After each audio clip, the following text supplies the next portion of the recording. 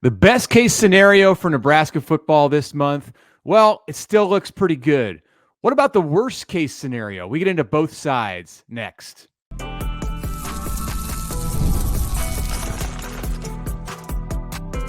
You are Locked On Nebraska, your daily Nebraska Cornhuskers podcast, part of the Locked On Podcast Network, your team every day. Hello, and thank you for making Locked On Nebraska your first listen every day. We are free and available wherever you get podcasts and on YouTube, part of the Locked On Podcast Network, your team every day. And you can start this season with a big return on FanDuel this football season. Well, you can get deep into the football season. New customers can place a $5 bet, and you'll get started with $150 in bonus bets if it's football, basketball. If you win your first $5 bet, you get that $150. Visit FanDuel.com to get started. All right. Happy Monday morning, everybody. Connor Happer from 1620 The Zone and Mitch Sherman from The Athletic is we're going today, as we always are. Happy start of college basketball season, I guess. Yes. If you guys celebrate, I do. I love college basketball. Happy beginning of that. Happy basketball season. Feels like we need to look at something different around here after Nebraska's 27-20 loss to UCLA on Saturday. We'll have a lot of time for introspection on football over the next couple of weeks here before Nebraska finally plays a game at USC in 12 days. But we have a long road to get there. So let's go back. And before we go forward here, make sure, by the way, to check out our reaction podcast from the UCLA game. We were both at the stadium just like minutes after the press conference ended. And so we had some, I don't know. I told somebody yesterday, Mitch, I didn't know what I was going to say on that podcast. It all just sort of came out, And so it was immediate, absolutely, like stream of consciousness stuff. It was definitely a different kind of recording than we've done. When we've done the reaction pods before, it's been a few hours after the game. This one was raw. So hopefully it made some sense, and hopefully you guys can go listen to it. But let's talk. Let's spin it forward a little bit. Best case scenario, worst case scenario. As you mentioned, Mitch, during the cold open, Nebraska. I mean, it is pretty simple from a record perspective. I think they can still go 3-0. I wouldn't say that they are likely to do that, but can they? Sure. Are they capable of that? Sure. And they're obviously capable of going 0-3. Lot in between. What do we think? Well, we won't get too much into Iowa because that seems like it's a year away. And the Hawks have been playing good football. They're putting up 40 spots in the Big Ten. So, what I do want to say, if you step back and you look at this situation, Nebraska after this bye week, and look, I'm not glossing over the fact that Nebraska's offense is a mess. In fact, if you want to read about Nebraska's offense and how it's holding the program back, check out my story on The Athletic on Monday. I advocate for Matt Rhule to do something, to take some action now during the bye week. Yeah. But Nebraska does have two struggling opponents coming up next on its schedule. UCLA lost 26-21 at Washington on Saturday night. Miller Moss got the Trojans down near the goal line at the end with a chance to win it, and then it didn't happen. They are 4-5, USC is, and has UCLA and Notre Dame after Nebraska.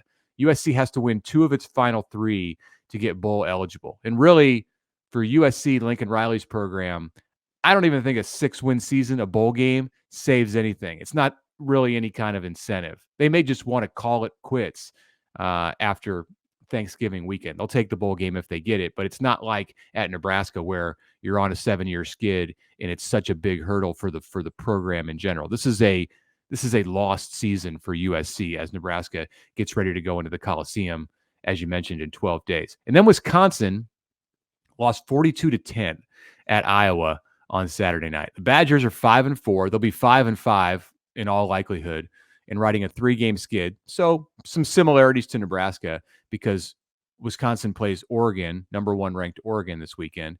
5-5 when Wisconsin comes to Lincoln on November 23rd. There are some opportunities out there for Nebraska, even with some broken things in its program, Connor. What's in your mind, getting beneath just the victories? what's the best thing that can happen for Nebraska over the rest of this month? Oh, wow. Well, I think you have to sort of think about spinning it even further forward than that. Like, I mean, it'd be a huge accomplishment for Nebraska to get to a bowl game. But you know, when you're at this point in the season and you feel the way you do, and Nebraska's 5-4 right now, you're more than likely thinking a little bit more about next year. I think Nebraska should have its mind.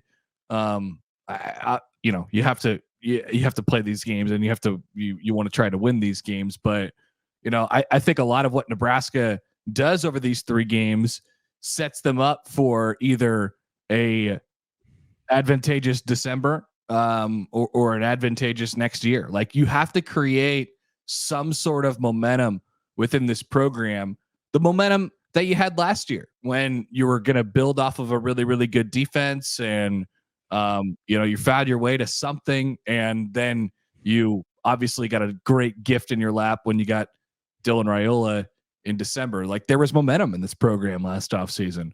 Nebraska is going to have to make coaching staff changes, you know, immediately this offseason, and they're going, if not sooner.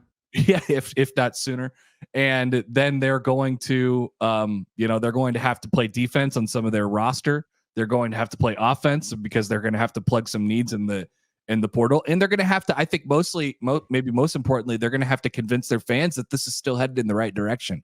And a lot of what you know, the next 3 games are just ginormous in doing that. How people feel going into the offseason dictates a lot of the mood around here.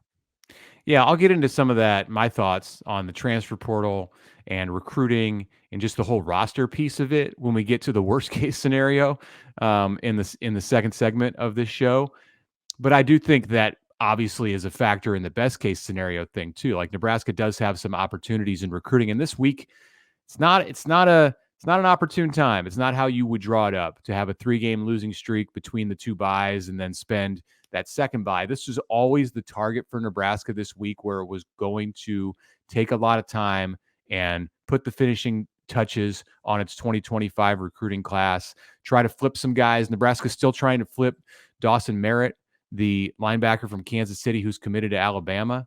You wonder how Saturday might impact that. Nebraska's trying to flip Chase Lofton, the 4-star tight end from Millard South, who's committed to Florida State. You wonder how the bye week might impact that. So the best case, or the loss on Saturday might impact that. He was at that game.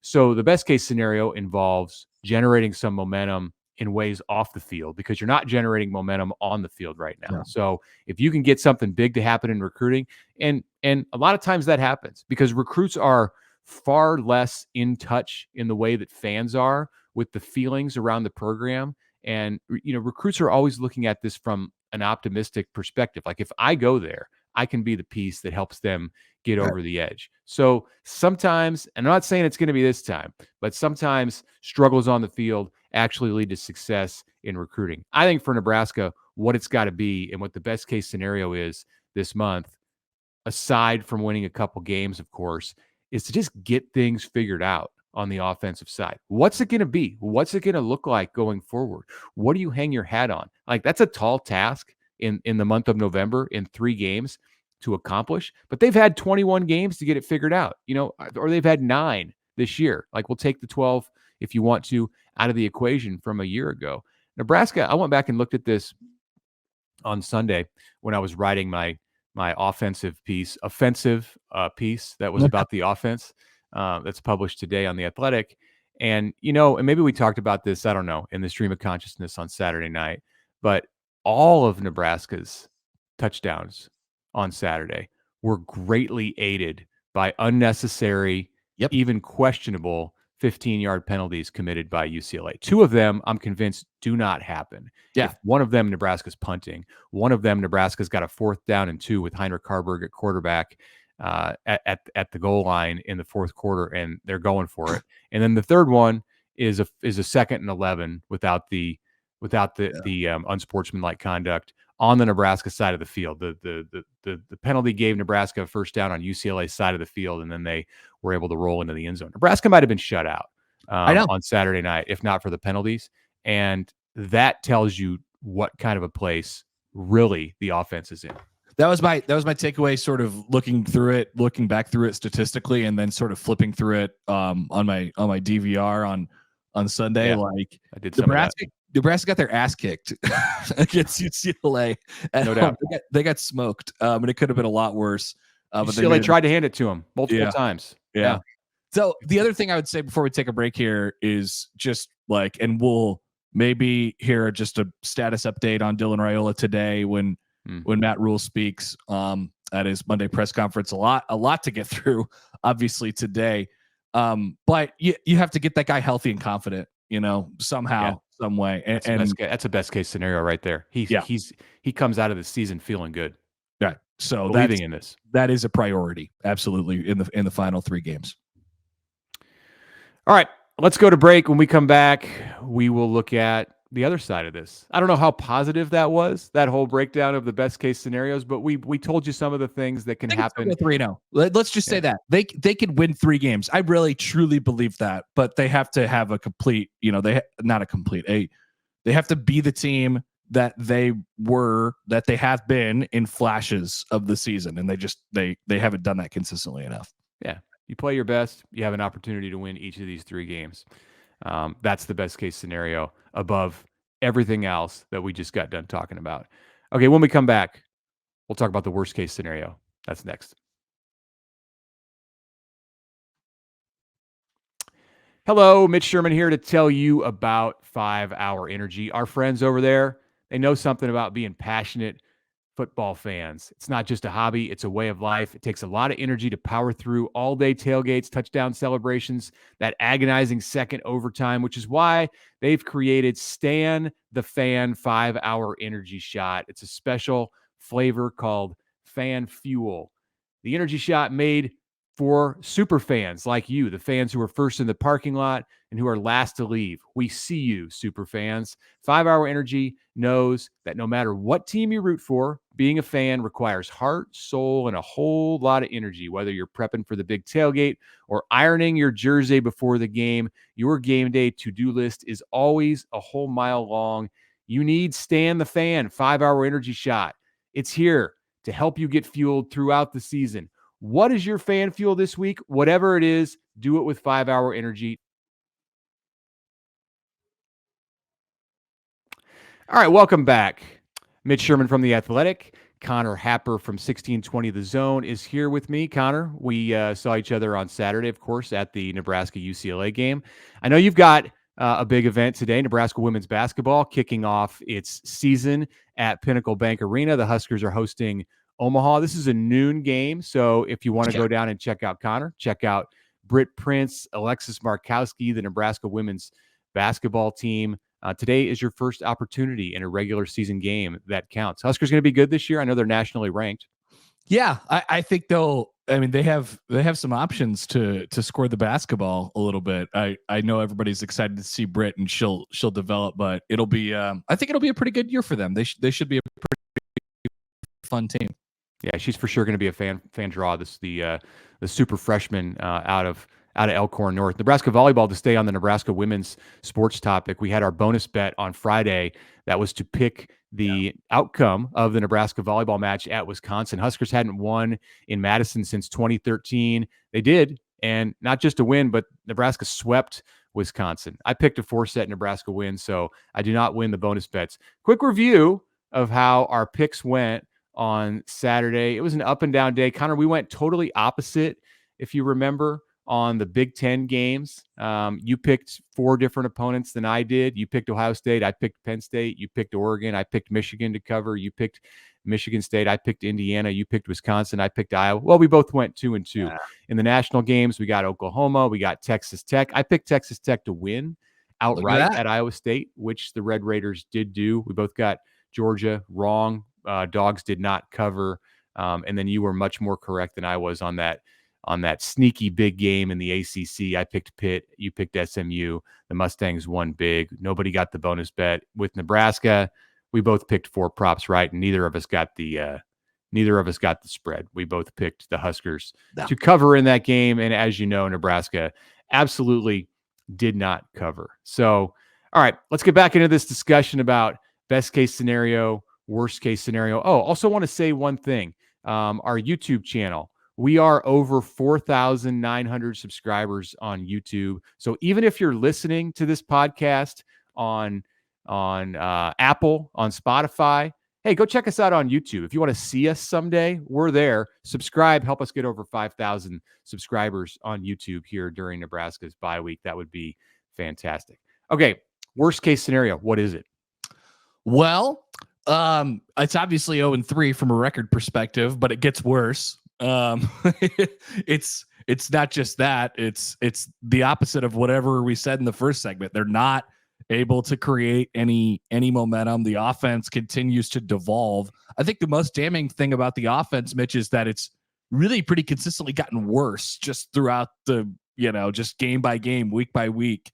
And Unbelievable. So it continues down that spiral. Dylan Raiola, I don't know, like Dylan Raiola, maybe the worst case scenario for him is getting healthy, coming back, and then continuing with poor play.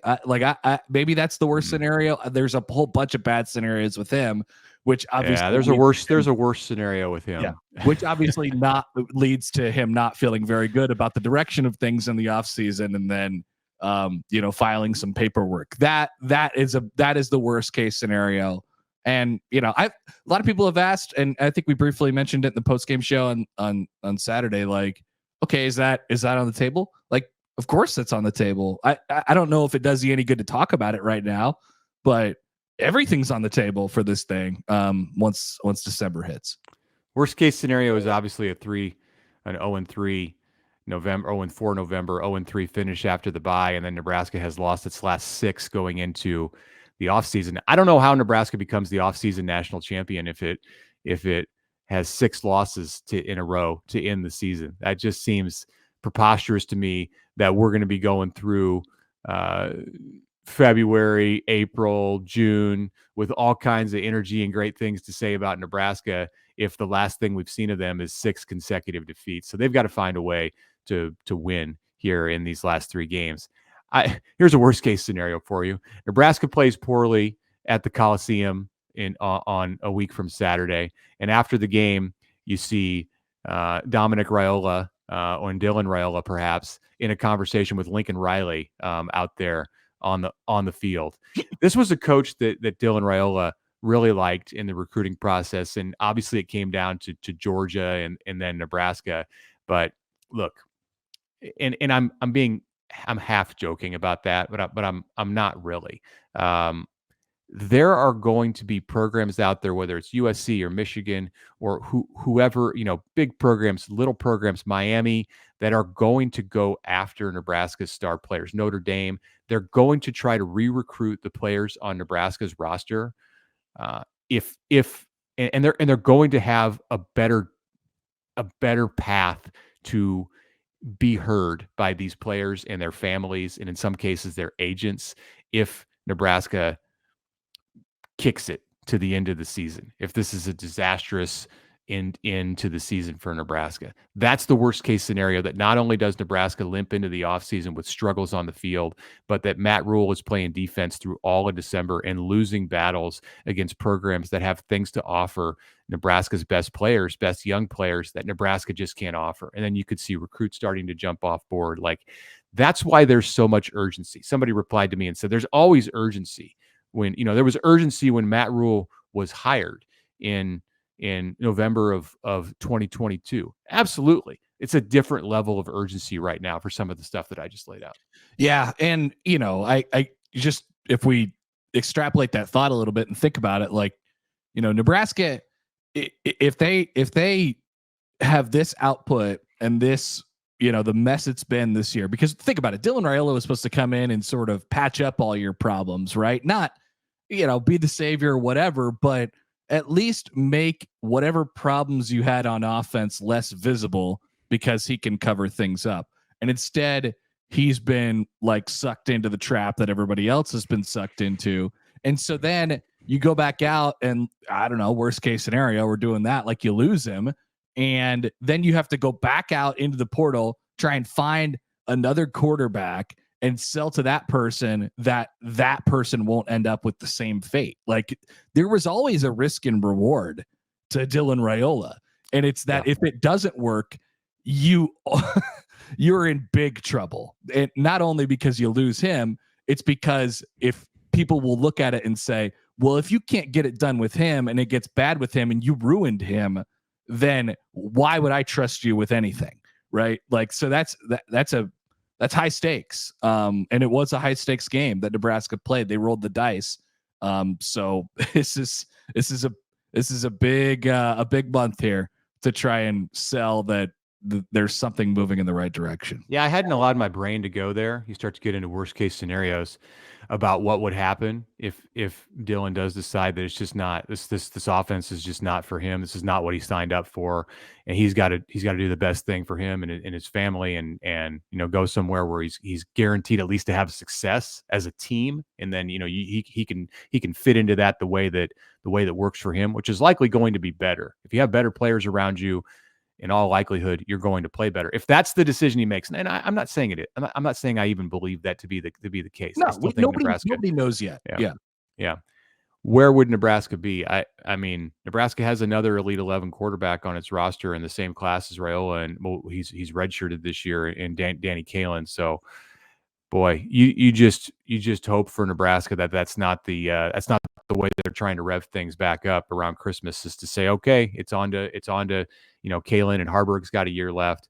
So, that's pretty dark. I'm not envisioning that. I'm not forecasting that, but the other worst case scenario that we should talk about quickly is that some of this resolve that Nebraska has shown seemingly for years. Nebraska has been one of the, I would say it's been a tough team to be able to stay together and continue to play hard, even through the Scott Frost era when things were off the rails almost all the time.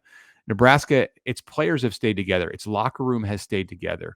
And this is a team with 19 seniors, big time leadership in that senior class. I don't expect that it's going to be a group where you kind of start to lose things and you fail to see that resolve. But every team has its breaking point. Every player has his breaking point. So it'll be interesting to see just like what kind of attitude is put out there by Nebraska over these next couple of weeks. Yeah, no doubt about it. It's there's pluses and minuses to being an older group. And now, by the way, I talk to athletes about this all the time. Like, now is about the time where you start seeing the end of the tunnel. You look up, if you've been around for 5 and 6 years, you look up and you say, oh my God, I only have one game left at Memorial Stadium. Oh my God, I only have one chance to do what I came back to do.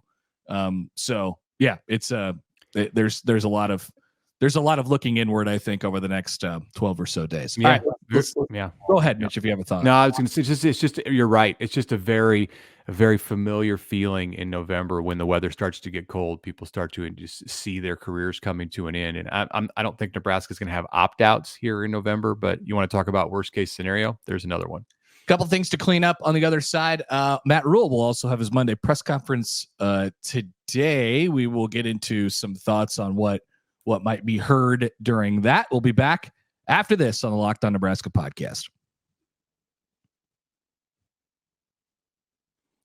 All right, sports fans, get ready to tackle the NFL action with FanDuel, America's #1 sportsbook. Right now, new customers can bet $5 and get $150 in bonus bets. If you win that first $5 bet, the FanDuel app gives you everything you need to place live bets on the NFL all in one place. So when you get that hunch in the middle of the game, you can check out the latest live stats, view live play-by-play, and so much more right on that same page where you place your bets. Mitch, we talked about our college bets from over the weekend, and I took a couple of them that I felt confident in to the FanDuel Sportsbook, and bang, right? Looking good on the other side. So if you want to be like that, head to FanDuel.com and join today. And once again, new customers get started with $150 in bonus bets if you win that first $5 bet. We're going to get you started with a nice, soft landing. That is with our friends from FanDuel. Head to FanDuel.com today to get started.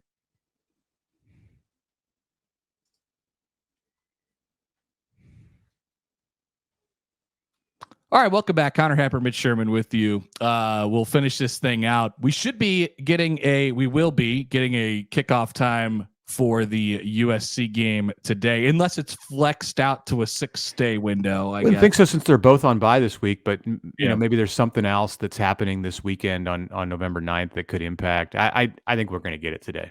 So one of just to quickly mention, you know, we were talking about worst case scenario. There is there is the 10 p.m. Central time slot for that game. It's a possibility. Yeah, it's been something that I've been in the back of my head worried about it all season long. Would they do that to USC twice? Because that was the Rutgers USC special out there right. At the Coliseum. Now this is also US. You know, remember what we talked about in the preseason? How this is everybody's homecoming game. So this is USC's homecoming game too. So I would imagine they have some sort of input on when this is. I'd probably lean toward just being nighttime BTN. You know, 7 o'clock Central, something like that. But we'll see when that comes out today. Also today, Matt Rhule will have his Monday press conference, and man, I'll be curious, Mitch, to after he's watched the film, watched the tape, what do we take away, and what are the immediate sort of reactions to what that was, and then obviously some questions about what it's going to look like going forward. Yeah, this is going to be the time where he gets asked about his plan for the offense for the rest of this month, and if it includes any kind of adjustments in the way that plays are being called. You know, in the emotion after games, there are fans who want us to yell out at Matt Rhule after the games, like, "Why don't you fire your offensive coordinator right now? Like, just go execute him in the locker room." And like, that's not necessarily realistic. And we've gone into this before about how sometimes information is gathered when you're not standing when the coach is not standing at a podium. But you know, today the time has arrived where he's going to answer questions. He's going to have to answer questions about his plan for the offense and what's going on. There'll be a lot of questions about Satterfield, I would imagine, in the play calling, unless he comes out with something preemptive and begins this press conference with, you know, some kind of an announcement about how they want to shift responsibilities. I don't know. I don't expect that. It's just not. I don't expect, to be honest, Connor, much of anything that would be considered outside of the norm. Like, he is so big and bought into this idea of doing it the long way, doing it the right way in his mind. And you know, if there are negative repercussions to that, either in the public or within the roster, then that's just something that he's prepared to deal with. I will say, you know, like, it's not an exact 1-to-1, but I think about Scott Frost and some of the questions that he had to answer, you know, when it wasn't going well in his first year. And I think one of the things that staff sort of, the conclusion that they came to after their first year was that they did have to change a lot of not just personnel, but what they thought about how to win games. Like, you know, when Frost came in with all that bravado about how the Big Ten was going to have to adjust to them, after his first year, it was completely the opposite. I think their confidence was shaken, and they were wondering if their process worked anymore. And they changed a lot, and they wanted to do all these things with their roster. And looking back on it, I think that was a mistake. Like, I think if you're going to go, you have to do what you want to do. Like, you have to do it your way. And so people are not going to like it today when Matt Rhule comes out and says, hey, we're going to double down on the process. So we're just going to do this. You know, we're just going to keep like hacking away at this thing. People are not going to like it. If that's the answer, it's going to be, there's going to be some negativity. Yeah, like, ultimately it's the right thing. Like, I think, you know, you have to just, if you believe in it and if you know it works, keep doing it. Don't panic. Like, I know that's going to be hard for people to hear, but I think that's what we will hear. And there'll be questions about Dylan, not just Dylan's back and his health, and Rhule's probably not going to give us a great insight on that. You don't want to talk about injuries, you know, unless it's a season ending or, you know, something that's a little less sensitive. I'm sure he'll give us an update, but about Dylan's play and the way that he's seeing the field, the way that he's going through his progressions, his hesitance that we've seen as plays unfold. I'm curious about Rhule's feelings on what's behind that and what's going on in Raiola's head. I mean, the freshman has had a lot to digest here in 9 games as the quarterback, and I think right now there's an awful lot in his head. There's probably too much in his head, and I think he needs to find a way, if he's going to play in this next game, if he's healthy, to be able to free some of that up, to free his mind. And I wonder how the head coach helps him with that. Yeah. I mean, they have to get him going. Like they've just sort of refused to, in game. This is in game stuff now. Like, you got to get him going. You have to get him some easy throws right out of the gate. He's a rhythm guy, and they, for some reason, just don't let him, get into a rhythm, and it's hurt him. That's for sure. So his health is of primary concern. But I think his, like you said, Mitch, his, like, where his head's at is also of primary concern in the final 3 games and beyond. All right. Anything else, or should we get out of here on this Monday? Yeah, I think that's probably it. We'll know a lot more today, and we'll have another week full of shows this week. Bye week, people are. It's going to be another long bye week around here, just as it was last time. We'll make it fun. We'll keep it interesting. Stay with us. We'll have a reaction on Tuesday from Matt Rhule's Monday press conference. That's it for media availability this week. There will be no coordinators, no opportunity to talk to Marcus Satterfield and Tony White, but we'll continue to have content. We'll have our picks. We'll do a mailbag. We'll do everything that we normally do. So stick with us. Make sure to subscribe, listen, do all those things that you do. Thank you for making Locked On Nebraska your first listen today. Now go check out the Locked On College Football podcast with Spencer McLaughlin. He's got you covered for everything you need through Week 11. First college football playoff rankings out on Tuesday night. You can find the link to the Locked On College Football podcast in the description of this show, so there is no need to search. All of it is part of the Locked On Podcast Network, your team every day.